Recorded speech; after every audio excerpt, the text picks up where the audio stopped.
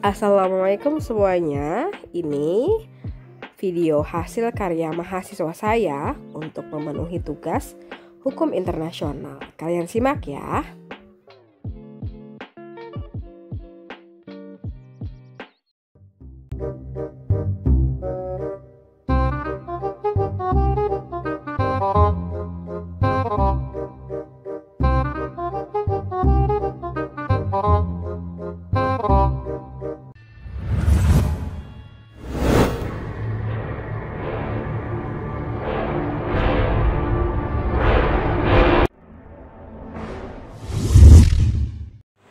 Sengketa wilayah antara Indonesia dengan Cina. Wilayah yang disengketakan adalah perairan Natuna.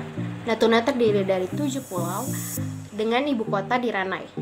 Wilayah Natuna Utara yaitu kawasan perairan yang menjadi Z atau zona ekonomi eksklusif Indonesia yang berlandaskan pada Konvensi Hukum Laut Internasional atau United Nations Conventions on the Law of Sea atau UNCLOS pada tahun 1982. Kawasan Laut Cina Selatan merupakan kawasan yang sangat kaya dengan sumber daya alam yang menyebabkan berbagai macam persaingan dalam ruang lingkup kawasan atau regional.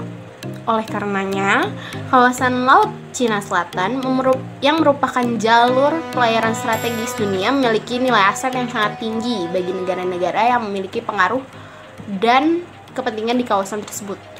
Bersama dengan itu, kawasan Laut Cina Selatan menjadi pusat perhatian dan konflik dengan klaim sepihak oleh Cina yang dinamakan Nine Dash Line. Indonesia menjadi salah satu negara yang terkena dampak dari konflik Laut Cina Selatan. Konfliknya terjadi pada bulan Maret 2016 sampai tahun 2020. Pada bulan Maret 2016, kapal penjaga pantai milik Cina yang bernama Coast Guard menghalangi kapal milik Indonesia yang bernama KP Hiu 11 yang pada saat itu sedang melakukan proses penangkapan dan menggiring kapal asing yang berasal dari Cina yang melakukan illegal fishing di perairan Natuna. Karena hal tersebut membuat Menteri Susi Pujiastuti yang pada saat itu menjabat sebagai Menteri Kelautan dan Perikanan marah dan meminta kepada Menteri Luar Negeri kepada Retno Marsudi untuk melayangkan nota protes kepada Cina karena telah melanggar zona ekonomi eksklusif Indonesia. Kemudian pada bulan Juli 2017, Kementerian Koordinator Bidang Kemaritiman meluncurkan peta Indonesia yang terbaru. Peta ini menitikberatkan pada batasan laut antara negara Indonesia dengan negara-negara lainnya dan mengganti nama Laut Cina Selatan menjadi nama Laut Natuna Utara. Hal ini bertujuan untuk melindungi zona ekonomi eksklusif milik Indonesia dan juga agar menciptakan kejelasan hukum laut yang pas. Kemudian pada bulan Desember 2019, konflik baru terjadi kembali bahwa kapal-kapal Cina yang dinyatakan masuk telah melanggar zona ekonomi eksklusif milik Indonesia dan melakukan kegiatan ilegal, unreported dan unregulated fishing. Penyelesaian sengketa perairan Natuna antara negara Indonesia dengan negara Cina diungkapkan oleh Menteri Pertahanan Prabowo Subianto yang menyatakan bahwa Indonesia akan mengedepankan diplomasi damai untuk menyelesaikan persoalan sengketa ini. Setidaknya terdapat 4 sikap dan langkah pemerintah Indonesia sebagai upaya untuk menyelesaikan persoalan sengketa wilayah Laut Natuna Utara tersebut.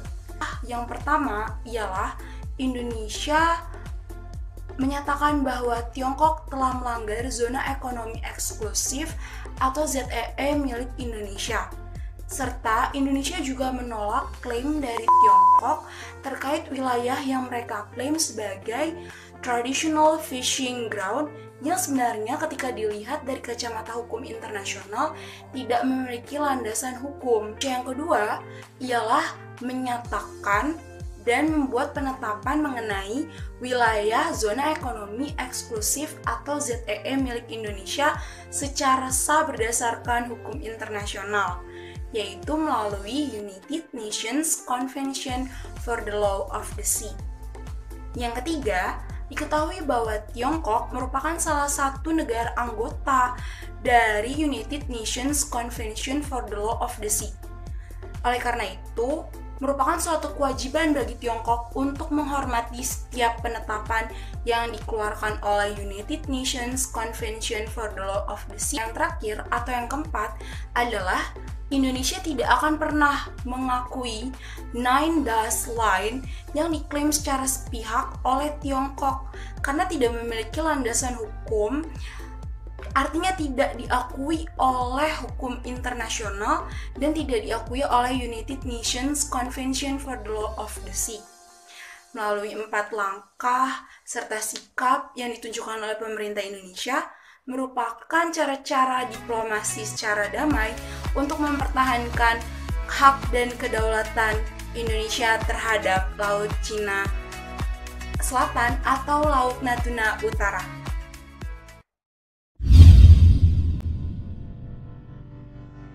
Wilayah yang disengketakan antara Indonesia dengan Filipina adalah Pulau Miangas, yang merupakan salah satu pulau terluar yang berada di Sulawesi Utara, yang juga disebut sebagai wilayah khusus karena posisinya terletak di ujung paling utara dari wilayah negara Republik Indonesia yang berbatasan dengan Filipina.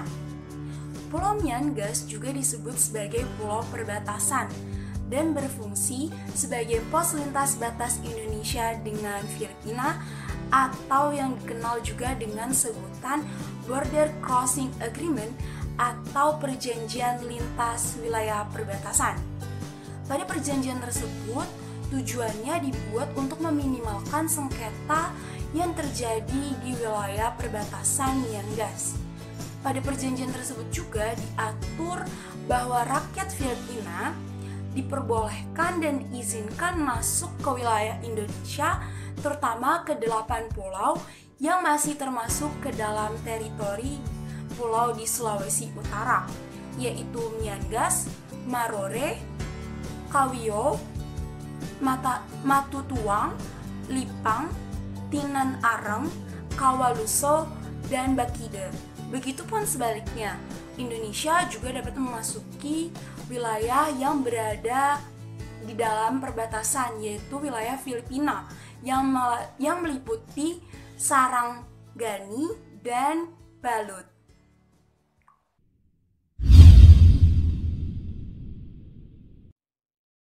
Dalam mengimplementasikan perjanjian lintas batas perbatasan belum secara maksimal karena memiliki batas. Oleh karena itu, perdagangan ilegal sering terjadi di perbatasan Pulau Miangas. Selain perdagangan ilegal, ada beberapa konflik yang terjadi, di antaranya yang pertama pada tahun 2005, produk sigaret Filipina memasuki Miangas dalam jumlah besar dan kemudian ke Sangihe Laut dengan merek emas dan durian. Tidak hanya kebutuhan rumah tangga, senjata juga sering menjadi komoditas selenggupan seperti perdagangan ilegal di Pulau Miangas pada September 2009. Yang kedua, batas kesepakatan Border Crossing Agreement atau BCA antar negara kurang akurat manfaatnya untuk mencegah masuknya orang asing atau mobilitas penduduk secara ilegal.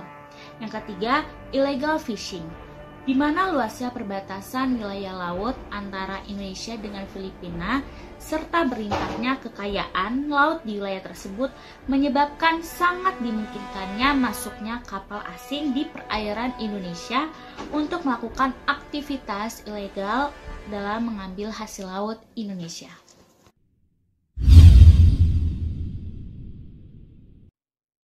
Dalam hal ini, Indonesia dan Filipina mengedepankan perjanjian perbatasan antara Indonesia dan Filipina pada tahun 1975 yang merupakan perjanjian lintas batas perbatasan.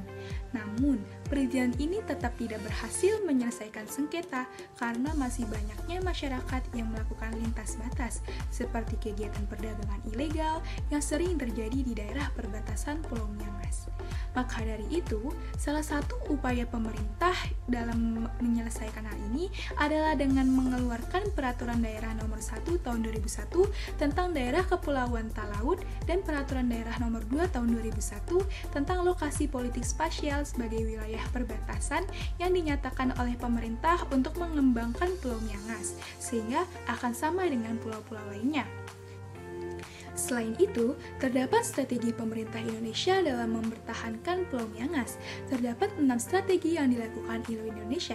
Yang pertama, pemerintah telah menetapkan Peraturan Presiden Nomor 78 Tahun 2005 tentang pengelolaan pulau-pulau kecil terluar. Lalu yang kedua, dalam rangka memberdayakan pulau-pulau terluar Indonesia, pemerintah telah mengambil langkah-langkah taktis meliputi 3 aspek, yaitu aspek kelembagaan, aspek yuridis, dan aspek program.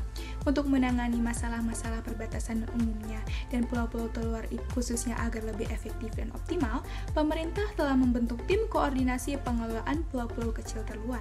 Lalu yang ketiga, instansi pemerintah terkait berupaya meredam kemungkinan meluasnya dampak berlebihan tersebut dan meyakinkan masyarakat bahwa efektif occupation telah dilakukan di Pulau Miangas. Lalu yang keempat, Direktorat Jenderal Kelautan Pesisir dan Pulau Kecil telah mengupayakan pengembangan infrastruktur pulau tersebut, seperti pembangunan lapangan terbang dan mengupayakan pelayaran yang dilakukan oleh PT Pelni secara rutin. Lalu yang kelima, Protokol Perjanjian Ekstradisi Indonesia-Filipina mengenai divisi wilayah Indonesia yang menegaskan Pulau Miangas adalah milik Indonesia atas dasar putusan Mahkamah Arbitrase Internasional pada tanggal 4 April 1928. Lalu yang terakhir, pemerintah Indonesia perlu menegaskan dan merealisasikan komitmen untuk mempercepat pengembangan pulau-pulau terluar secara komprehensif melalui berbagai pembangunan fisik dan non-fisik, perbaikan infrastruktur, dan menjadikan pulau-pulau terluar sebagai beranda Nusantara.